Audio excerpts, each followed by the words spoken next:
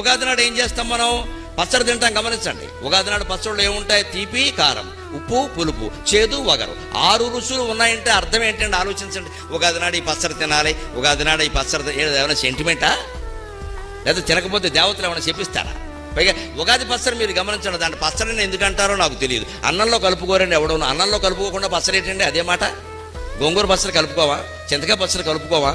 వంకాయ పచ్చడి కలుపుకోవా? మరి ఉగాది పచ్చడి ఎవడో కలుపుకోడే. కలుపుకుంటే విచిత్రంగా చూస్తారు, అది కలుపుకుంటున్నాయి. మరి కలుపుకోనప్పుడు పచ్చడి ఎలా అయింది? అదే ఆలోచించాలి. పరిశోధన అంటే అదే. అక్కడ సంస్కృతి బయటపడుతుంది. కలుపుకుందామా అంటే పచ్చడి కాదు, పచ్చడి అంటున్నారు, కలుపుకోవడానికి వీలు లేదు. పోనీ ప్రసాదం అంటే కళ్ళకద్దుకొని తినడానికి వీళ్ళ. ఉగాది నాడు ఎవడో కళ్ళకద్దుకోడు, మామూలుగా తింటాడు. ఎందుకంటే ఉగాదికి దేవుడు లేడు. ఏ దేవుడి గుళ్ళోకైనా మీరు వెళ్ళొచ్చు. ఉగాదికి ప్రత్యేకంగా దేవుడు లేడు. శ్రీరామనవమికి దేవుడు వేరే, శివరాత్రికి దేవుడు వేరే, కృష్ణాష్టమికి దేవుడు వేరే, రథసప్తమికి దేవుడు వేరే. ఉగాదికి దేవుడు లేడండి, కాలమే దేవుడు. దేవుడే లేని పండుగ ప్రసాదం కాదు, పచ్చడి కాదు, అదేమిటో తెలియదా? ఖచ్చితంగా తింటామా? దీని ఉద్దేశం ఏమిటండి? ఆ 6 రుచులు తీపి, కారం, ఉప్పు, పులుపు, చేదు, వగరు నువ్వు రోజు తినే భోజనంలో ఉండేలా చూసుకో. ఆరోగ్యం బాగుండాలంటే షడ్రసోపేత భోజనం.